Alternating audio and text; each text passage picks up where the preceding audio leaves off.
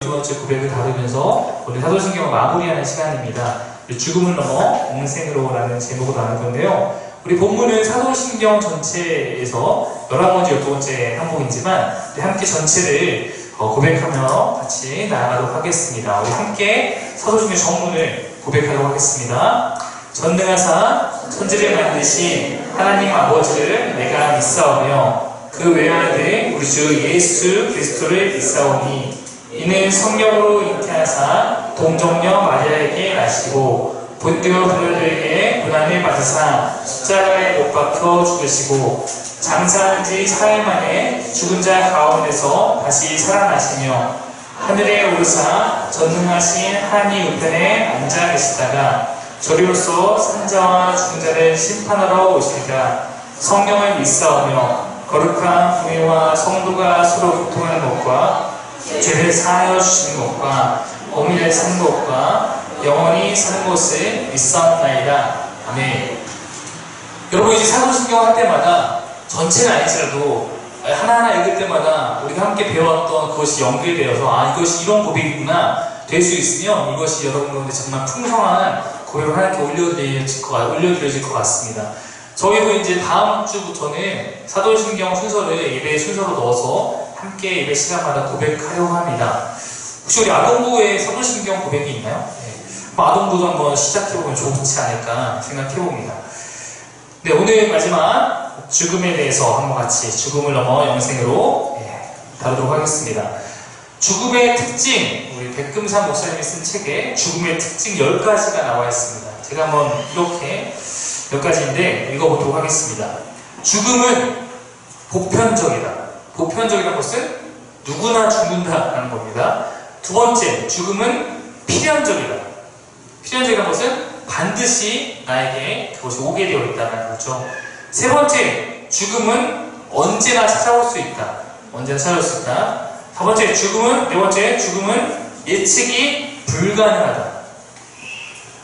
다섯 번째, 태어나면서부터 죽음은 결정되었다. 네, 태어나면서 우리는 이미 죽기로 결정되어 있습니다. 네, 좋아. 저 PPT를 PPT가 하나 없어갖고. 네, 잠시만요. 여섯 번째, 죽음은 허무하다. 죽음은 우리 모든 것을 마무리하고 우리가 아시겠지만 빈손으로 가고 이런 것처럼 우리의 삶 가운데 무언가 더 이상 연결되지 않는 허무함을 죽습니다. 일곱 번째, 죽음은 불안의 원천이다. 우리 죽음이 온다는 것 때문에 사람은 불안해합니다. 생명보험 왜 이렇게 잘 팔립니까? 죽음에 대한 두려움이 아니겠습니까? 네. 여덟 번째, 죽음은 자연스럽지 않다. 이 얘기는 누구나 죽기를 싫어한다는 겁니다. 죽음을 자연스럽게 받아들이지 않는 마음이 우리에게 있다는 것입니다. 아홉 번째, 죽음은 불가항력이다. 아무도 죽음을 막을 수 없다는 것입니다. 열 번째, 죽음은 죄에 대한 하나님의 심판이다라는 의미입니다. 여기서 죽음이 하나님의 심판이라는 것은 역설적으로 우리에게 원래 그 하나님의 심판이 없었다면 인간은 본래 죽기 위해 태어난 존재가 아님을 우리에게 알려주는 것입니다. 이러한 죽음에 대한 10가지 특징에 나타나듯이 일반적으로 사람들이 생각하는 죽음에 대한 이런 생각들 안에서 자칫 두 가지 잘못된 방향으로 삶을 나아가는 경우가 있습니다. 한 가지 방향은 뭐냐면 쾌락주의입니다. 뭐라고요? 쾌락주의. 다른 하나는 허무주의입니다. 뭐라고요? 허무주의. 쾌락주의와 허무주의의 삶에 빠지게 되는 것은 이러한 죽음이 우리에게 있다라는 그러한 전제 때문에 그렇습니다. 쾌락주의는 무엇이냐면 어차피 죽으면 끝이니까 내가 살아있는 동안 최대한 즐기며 살자. 이것이 쾌락주의입니다. 허무주의는 뭐냐면 허무주의자들은 야, 죽으면 끝인데 살아서 뭐 어떡하겠냐, 비관적인 태도로 삶을 살아가는 것이 허무주의입니다. 즉, 죽음이 인생의 끝이라고 생각할 때, 그렇게 마음을 갖고 이 세상을 살아갈 때 방탕한 삶을 살거나 무기력하고 무의미한 삶을 살기 쉽다라는 것입니다.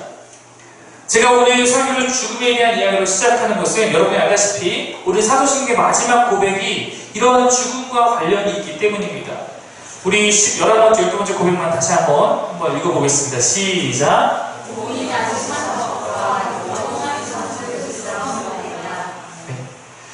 네. 이 마지막 고백에서 몸이 다시 사는 것, 그리고 영원히 사는 것에 대해서 우리가 믿습니다 라고 고백합니다. 이 믿음이 있는 사람과 그렇지 않고 죽음이 끝이다 라고 생각하는 사람의 삶의 태도는 다를 수밖에 없습니다. 기독교인이 만약에 이러한 믿음을 갖고 살아간다면 우리는 쾌락주의로 살아가거나 허무주의로 빠질 틈이 없습니다. 이러한 믿음과 그러한 두 가지 태도는 배치되는 다른 이야기이기 때문입니다. 왜냐하면 우리는 죽음이 끝이 아니라는 것을 믿고 있습니다. 죽음이 끝이 아니라는 것은 우리가 그 죽음을 어떤 곳에서 죽음 이후의 삶을 보낼 것인지에 대해서 준비해야 되는 시간이기 때문에 이곳에서 쾌락의 시간을 보내거나 허무함으로 그 시간을 날려버릴 수 없기 때문입니다. 저는 이러한 우리의 현재의 삶과 죽음 이후의 삶에 대해서 여러분에게 어떤 비유로 설명하면 가장 쉽게 이해시킬 수 있을까 고민을 해봤습니다. 가장 쉬운 것이 결혼의 비유인 것 같습니다. 죽음은 역설적으로 결혼과 같습니다. 자, 여러분, 남녀가 일상 가운데서 만납니다. 그리고 만남을 통해 서로를 더 알아가고 깊이 있게 알기 위해서 연애를 합니다. 연애의 시간을 통해서 인격적으로 서로가 사귐의 시간을 갖습니다. 그러면서 함께 평생을 함께할 꿈을 꿉니다. 그리고 이제 결혼을 통해서 둘이 하나가 됩니다. 여러분, 결혼해서 부부가 되면 하나가 되는 겁니다. 촌수도 없습니다.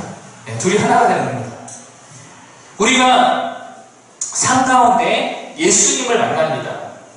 예수님을 만나서 예수님과 연애를 하기 시작합니다. 그분과 교제를 하는 것이고 그분과의 사귐을 갖는 것입니다. 바로 우리의 신앙생활이 이렇게 주님을 알아가고 주님과 더욱더 깊어져가는 과정입니다. 그러면서 내가 이 주님과 영원히 함께할 것을 꿈꾸게 됩니다. 바로 그것이 하나님 나라의 완성, 그 천국 가운데서 계속해서 하나님과 연합하여 살아가는 것입니다. 그리고 결혼을 통해서 우리가 하나 되는 완전한 연합을 누릴 수 있는데 그 바로 결혼에 해당하는 것이 아이러니하게 죽음의 과정이라는 것입니다.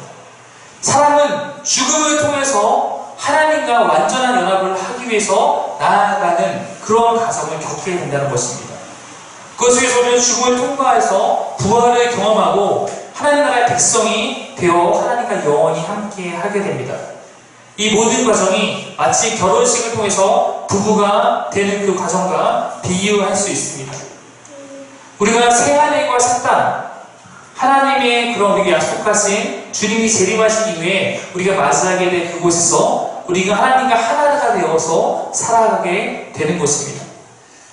제가 이렇게 결혼에 대해서 비유를 하자라고 생각하면서 동시에 성경의 몇 가지 표현들이 떠올랐습니다. 마태복음 25장 1절 한번 보겠습니다. 한번 같이 읽겠습니다. 시작.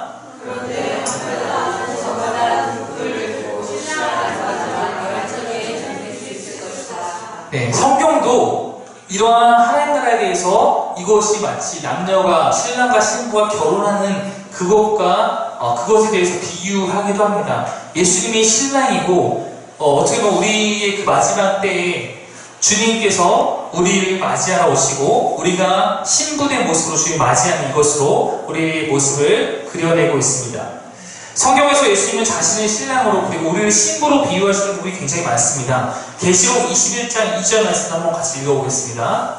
읽겠습니다. 시작. 나는도 거룩한 목성 예루살렘이 남편을 위하여 단장한 신부같이 차리고 하나님으로부터 하늘을 세우는 것을 보았습니다. 네, 우리가 같이 예전에 한번 다뤘는데 기억할지 모르겠습니다만 새 예루살렘이라는 것은 다른 어떤 도시나 어떤 다른 성을 말하는 게 아니라 구원받은 백성들을 의미하는 것입니다. 여러분이 나중에 부활하신 후에 그 거룩한 몸을 입었을 때 우리를 성경은 새 예루살렘이라고 부릅니다. 새 예루살렘이 남편은 우리 주님이시고요. 단장한 신부와 같이 차리고 하나님께로부터 하늘에 내려오는 것을 보았다. 완전한 연합을 위해서 함께 준비되는 과정을 성경은 그리고 있습니다. 계시록 19장 7절 8절도 한번 보겠습니다.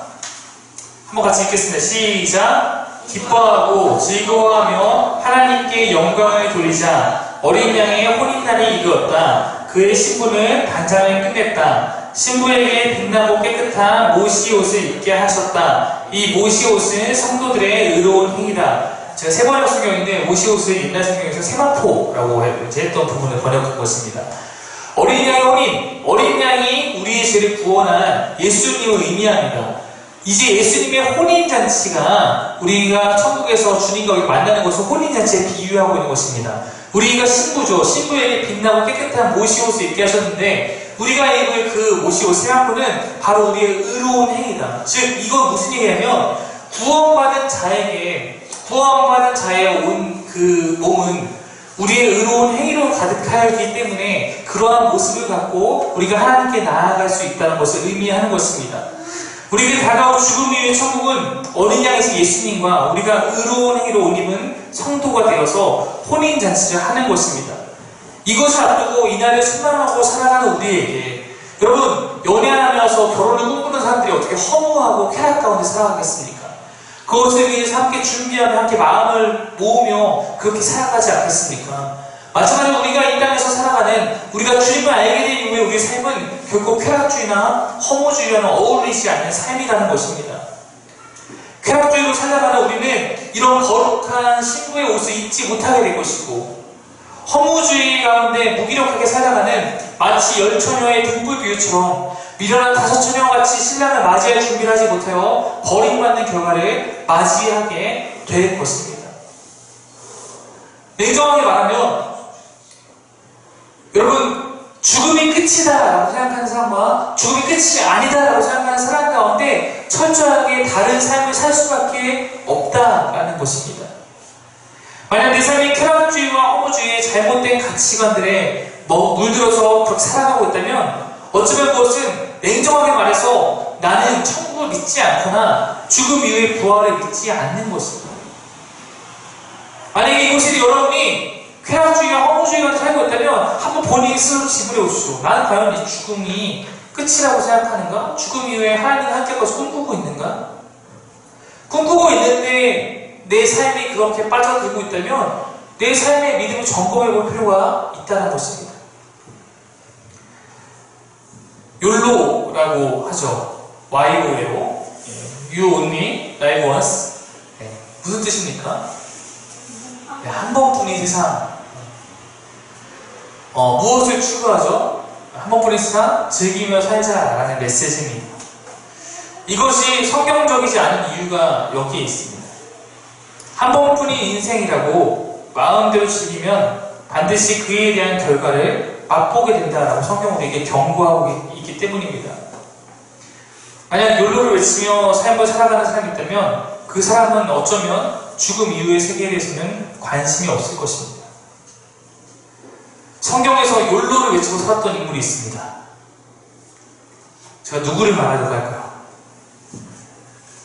제가 누구를 말할까 이렇게 떠올리다가 이 사람을 생각하게 됐습니다. 바로 거지 나사로를 의미했던 부자입니다.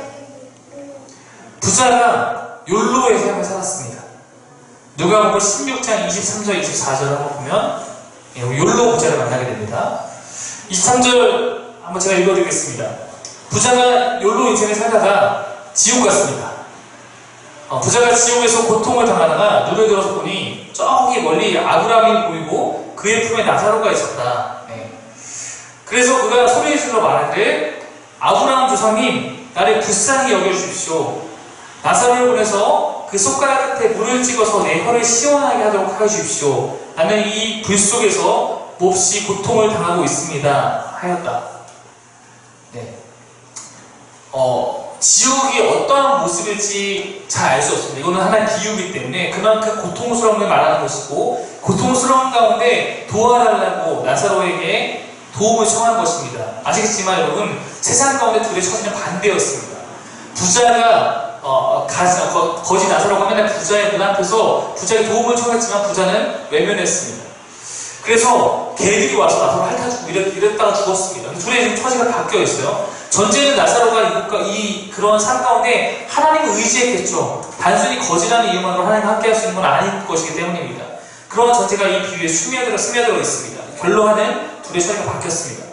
죽음 이후의 세계를 믿지 않고 이 세상에서 즐길 것 다 즐기며 살던 부자는 그 이후 고통을 당하는 그러한 새로운 삶을 시작하게 됩니다. 자신은 이미 주어진 삶을 마음껏 살았기 때문에 그 대가로 지옥을 벗어날 수 없다라는 것을 이제 깨닫게 됩니다. 그리고 그가 이제 다른 요청을 합니다. 나는 이제 끝났어. 내 삶은 끝났어. 그러고 나서 그가 떠올린 게 뭐냐면 자기의 형제들이죠. 누가복음 16장 28절 29절입니다. 네, 제가 읽겠습니다. 나는 형제가 5명이나 있습니다. 제발 나사로가 가서 그들에게 경고해서 그들 마냥 고통받는 이곳에 오지 않게 해 주십시오. 그러나 아브라함이 말하였다. 그들에게는 모세와 예언자들이 있으니 그들의 말을 들어야 한다. 저는 끝났지만 저와 마찬가지로 욜로의 삶을 살고 있는 제 형제 5명이 있습니다. 이들에게 나사로를 보내서 나사로가 가서 이러한 삶을 살자고 경고하면 그들이 들을 것입니다. 그랬더니 이제 하나님의 세상을 대표하고 있는 아브라함이 아니다. 그들에게는 모세와 예언자들이 있으니까 그들은 그 말을 듣고 돌이키면 된다라는 것입니다. 부자는 다급해서 마지막으로 이렇게 말합니다. 30절, 31절입니다.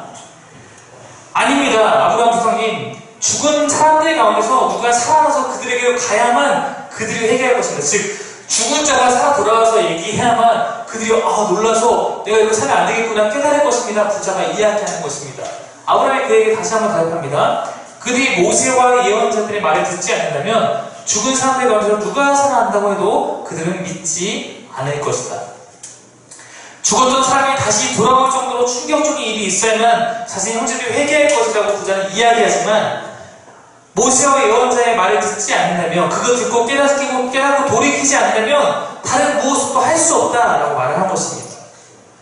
여기서 모세와 예언자들이 말하는 첫 번째 의미는 무엇인지 아십니까? 모세와 예언자들은 모세오경과 선지서를 의미하는 구약 전체를 의미하는 것입니다. 즉 성경을 말씀을 듣고도 그들이 돌이키지 아니하면 이런 의미가 됩니다. 두 번째는 그 성경을 가지고 전하는 실제로 설교자들이나 가르치는 자들의 그런 이야기를 듣지 않으면 라고 생각할 수 있을 것입니다. 이거는 누가복음 오늘 본문이 시리아 시대이기 때문에 모세와 예언자들이라고 말을 했지만 아마도 오늘날 우리에게는 선생님 그냥 앞에 보십시오. 오늘날 우리에게는 성경 전체를 말할 것입니다. 신구약을 듣고 너희가 돌이키지 아니하면 너희가 죽은 사람이 돌아서 너희에게 얘기한다고 하더라도 너희가 돌이킬 수 없을 것이다 말하는 것입니다. 그러므로 오늘 이 본문에서 말하는 것은 성경이 갖고 있는 진리 가운데 반응하지 않으면 어느 누구도 구원받지 못한다. 하나님과 참여할 수 없다라는 것을 말하는 것입니다. 성경은 우리에게 이렇게 죽음 이후의 세계가 있으니 너희가 깨닫고 이것에 합당한 삶을 살아라 라고 이야기하고 있는 것입니다. 성경 이야기는 참됩니다. 로마서 10장 17절 말씀 한번 보겠습니다. 같이 읽겠습니다. 시작.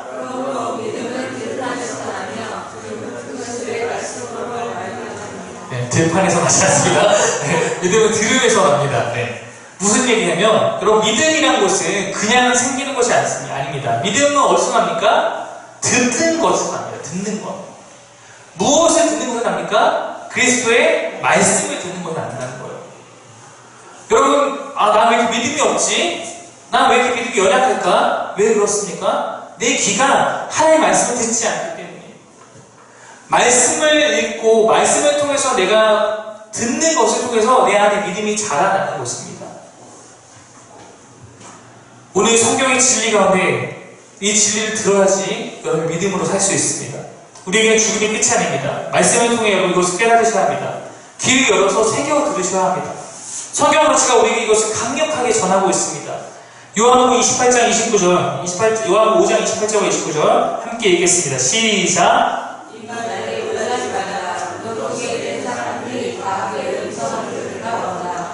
선한 일을 하는 사람들은 부활하여 생명을 얻고 악한 일을 하는 사람들은 부활하여 심판을 받는다. 오늘 우리가 보는 사도행전 말씀 무엇입니까? 몸이 될 사는 것과 아닙니까? 몸이 될 살게 될 것이다. 어떻게 살게 됐냐? 무덤 속에 있는 이미 죽었던 우리가 다 하나님의 음성을 듣고 일어나게 된 날이 올 것이다. 선한 일을 하는 사람들은 부활하여 생명을 얻는다. 생명을 얻는 것은 구원받게 될 것을 말하는 것입니다. 악한 일을 하는 사람들은 부활하여 심판을 받는다. 쉽게 말해 지옥 간다. 말하고 있습니다. 저도 이렇게 전도하는 거 사실 그냥 솔직히 말하면 별로 안 좋아하는 사람입니다. 예수 천당 불신적 전도하는 거 별로 좋아하지 않는 사람이에요. 왜냐면 너무 메시지가 올드하게 느껴지는 부분이 분명히 있고, 그리고 너무 반감을 일으키는 메시지처럼 느껴질 때가 있거든요. 그러나 엄밀히 말하면 그 말들은 사실이잖아요. 다만 우리가 듣는 사람들이 처음부터 그 말을 듣고 마음이 다치지 않게 하기 위해서 먼저 관계를 맺고 그 안에서 이제 이 메시지를 전하고 있지만, 믿는 사람이 구원을 받아 천국에 가게 되고 믿지 않는 사람들은 안타깝게도 구원받지 못한 삶을 살게 되니까 당신이 믿기를 원한다 라는 마음이 성경에도 있고 성경의 진리를 깨달은 우리들에게도 있는 것입니다. 사람들은 놀랄 것이다. 놀라지 마라. 사람들은 믿지 못할 것입니다. 그러나 성경은 우리에게 이미 선포했습니다. 우리 부활이 구체적으로 어떠한 과정을 거쳐서 어떠한 몸을 입게 되는지에 대해서는 제가 이미 부활에 대한 설교를 통해서 나눴던 적이 있습니다. 오늘 그것까지 나눌 수 없기 때문에 그 부분을 참조해 주시면 좋을 것 같고, 부활의 몸을 입는 것이 우리의 구원이 완성되는 것입니다. 우리가 부활의 몸을 입지 않고는 아직까지 하나님 나라에 들어간 사람은 없습니다. 부활의 몸이 우리가 완전히 하나님에서 회복된 증거입니다. 부활의 몸을 입는다는 것은 단순히 그것이 끝이 아니라 새로운 시작을 위해서 옷을 입는 것입니다. 우리가 마지막에 부활의 몸을 입는 것으로 끝나는 것이 아니라 당연히 이것은 새로운 삶을 향한 새로운 탄생이라는 것입니다. 우리는 그것을 영생이라고 말합니다. 하나님은 처음부터 우리에게 영원함을 주셨습니다. 에덴에서 하나님께서 우리에게 이미 영원할 것을 명령하셨습니다. 에덴에는 두 가지 나무가 있죠. 그 중에 생명나무가 있었는데 생명나무를 통해서 우리에게 주신 것은 영생입니다. 아시다시피 우리는 생명나무가 아니라 선악을 알게 하는 나무를 택하였고 죄를 범하였기 때문에 이제 우리는 영생이 아니라 죽음을 맞이하게 되었습니다. 영생과 죽음을 향한 그 갈림길에서 하나님은 우리에게 영생으로 나아오길 원하셨지만 안타깝게도 아담과 하와는 죽음을 택하게 됐습니다. 그로 말미암아 우리는 원래 죽지 않아야 하는데 우리 모두는 죽게 되었습니다. 여러분, 우리의 몸은 원래 병들지 않아야 하는데 질병 가운데 노출되었습니다. 그리고 아담과 하와에게 처음 주셨던 몸은 병들지 않는 몸이었습니다. 우리에게 주신 세상은 행복해야 하는데 행복하지 않은 일들이 많아졌습니다. 죄로 인해서 생겨난 결과입니다. 인간은 본래 영생을 누리로 창조되었지만 죄 때문에 죽게 되었다는 사실을 성경에 기록하고 있다는 것입니다. 불신자들은 성경을 믿지 않기 때문에 이 사실 자체를 인정하지 않습니다. 원래 영생하기에 원래 사람 다 죽게 돼 있지. 그러면서도 그들 또한 본능적으로 죽음을 거부하고 마음속 깊은 곳에부터 영원한 삶을 꿈꿉니다. 여러분, 먹고 살 걱정이 없어진 순간 뭘 챙깁니까? 건강을 챙깁니다. 건강도 이제 챙길 만큼 챙긴 사람들은 정말 부자들이나 정말 고대에 걸렸을 때 불로장생을 꿈꾸기도 하지 않았습니까? 신자의 죽음의 모습과 불신자의 죽음의 모습을 보면 다른 경우가 있습니다. 신자의 죽음의 모습이 그 얼굴도 그 자세도 보다 평온할 수 있는 것은 우리에게 그것이 끝이 아니라는 믿음이 있기 때문입니다. 믿음 안에 살다가 죽는다면 그 죽음은 아버지의 품으로 다시 나아가 새로운 시작을 하는 새로운 전환점일 뿐입니다. 물론 우리의 죽음의 시기는 우리가 결정하는 것이 아닙니다. 하나님의 부르심에 따라서 우리는 하나님께 나아가게 됩니다. 돌아가게 됩니다. 그것을 임의로 앞당기는 것, 엄밀히 말하면 자살 같은 것은 그러므로 하나님 앞에서 죄가 되는 것입니다. 사실 정확하게 구분하면 신자나 불신자나 둘 다 영원히 삽니다. 중요한 것은 어디에서 영원히 사냐의 문제겠죠. 신자는 새하늘과 새 땅에서, 불신자는 지옥에서 영원할 것입니다. 그러므로 성경은 신자의 삶에 대해서는 영생이라고 표현하지만 불신자의 영원한 삶에 대해서는 다르게 표현합니다. 마태복음 25장 말씀 한번 띄워주십시오. 같이 한번 읽어보겠습니다. 시작. 네, 앞에서 말한 그들은 믿지 않는 자들입니다. 여러분, 영생은 단순히 영원히 길게 사는 것을 의미하지 않습니다. 구원받지 못한 불신자는 영생에 해당하지 않기 때문입니다. 성경이 말하는 영생은 하나님과 함께 영원히 사는 것입니다. 요한복음 17장에서 그래서 이렇게 말합니다. 영생은 곧 유일하신 참 하나님과 그가 보내신 자 예수 그리스도를 아는 것이다. 영생이 무엇인가? 그 하나님과의 교제라는 것입니다. 이 땅에서 하나님을 알고 예수 그리스도를 아는 것, 내가 단지 머리로만 아는 것이 아니라 그분과의 사귐 가운데 믿음의 주로 고백한 사람들에게 이미 우리에게는 영생이 시작된 것입니다. 그것이 이곳에 모여있는 여러분들에게 시작된 것이라고 저는 믿고 있습니다. 하나님은 누구보다 여러분이 영생하기를 원합니다. 요한복음 20장 31절 말씀에 보면, 그런데 여기 이것이나마 기록한 목적은 여러분으로 하여금 예수가 그리스도요 하나님의 아들이심을 믿게 하고 또 그렇게 믿어서 그의 이름으로 생명을 얻게 하려는 것이다. 성경이 기록한 목적이 무엇인가? 여러분이 그걸 통해서 생명을 얻게 하기 위해서 성경이 기록되었다. 요한복음은 그 기록 목적을 적고 있습니다. 사랑하는 여러분, 하나님은 이곳에 모여있는 우리가 말씀을 통해서 믿음을 갖고 그 믿음 안에서 주님을 붙들고 살아서 생명을 얻기를 간절히 원하고 계십니다. 오늘 저의 이 말이 모세와 선지자의 말같이 여러분 가운데 들려지기를 바랍니다. 말씀 마무리하겠습니다. 요한복음 17장에 보면 예수님의 대제사장적 기도라는 예수님의 기도가 17장 전체에 나와 있습니다. 예수님이 모든 사역을 마무리해가는 그 시점에 당신을 따르는 그 제자들을 바라보며 하나님께 드린 기도의 내용이 요한복음 17장입니다. 17장 내용이 조금 어렵기 때문에 그냥 봤을 때는 저는 이 기도문에 사실 관심을 갖지 않았습니다. 근데 제가 개척을 하고 담임으로서 목회를 하면서 이 기도문의 내용이 참 마음에 와닿는 경우가 많습니다. 총 26절 분량이기 때문에 다 읽을 수 없기 때문에 그중 몇 가지 부분을 제가 읽어보겠습니다. 세 번역으로 읽겠습니다. 6절입니다. 나는 아버지께서 세상에서 택하셔서 내게 주신 사람들에게 아버지 이름을 드러냈습니다. 그들은 본래 아버지의 사람들인데 아버지께서 그들을 나에게 주셨습니다. 그들은 아버지의 말씀을 지켰습니다. 예수님은 자신에게 맡겨진 자신의 양들, 자신의 제자들을 원래 하나님의 사람들인데 하나님이 나에게 주신 사람들이라고 그렇게 말씀하고 있습니다. 11절입니다. 예수님께 가시기 때문에 이렇게 말씀하십니다. 나는 이제 더 이상 세상에 있지 않으나 그들은 세상에 나는 아버지께로 갑니다. 거룩하신 아버지, 아버지께서 내게 주신 아버지 이름으로 그들을 지켜주셔서 아버지와 내가 하나인 것 같이 그들도 우리와 하나가 되게 하여 주십시오.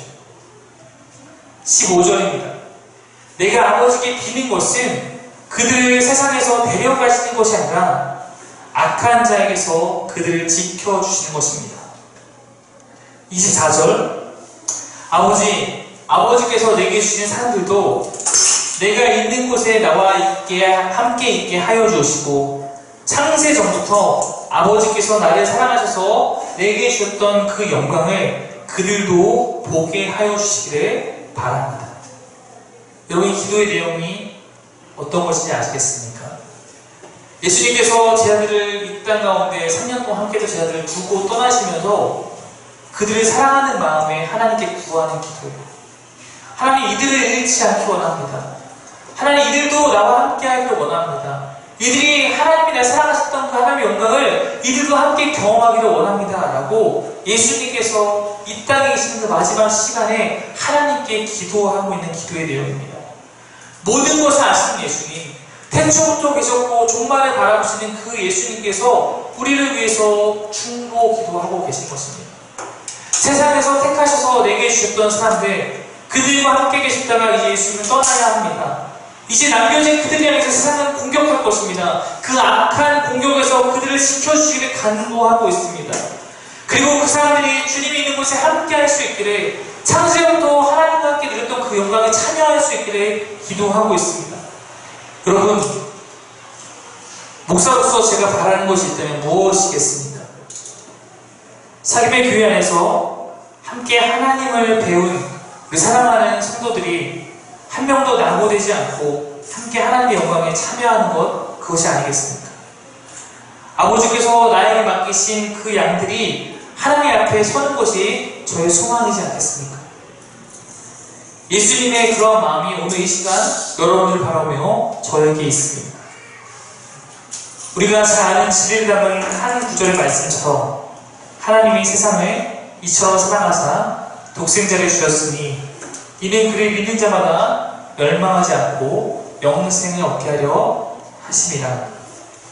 우리가 몸이 다시 사는 것을 소망하며 영원히 사는 것을 믿으며 나아갈 수 있기를 간절히 바랍니다.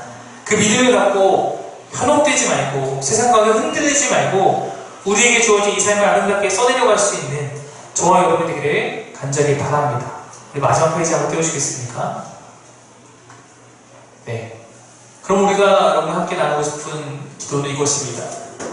우리가 이 땅을 믿음으로 살아서 무슨 믿음입니까? 내 삶이 이것이 끝이 아니다. 우리에게는 그 이후의 삶이 있다. 하나님과 함께 그 삶을 향해서 우리는 이 땅 가운데, 이 세상 가운데 우리에게 주어진 삶을 살아가서 그로 말미암아 죽음을 넘어서 영생으로 나아갈 수 있는 이것을 함께 기도하며 나갔으면 좋겠습니다. 네, 우리 소리 볼륨 더 키워주시고요. 우리 함께 같이 찬양을 좀 나눠보겠습니다. 우리 아까 이거 찬양인데 우리 함께 이 찬양 같이 고백하며 나갑시다. 세상을 들리고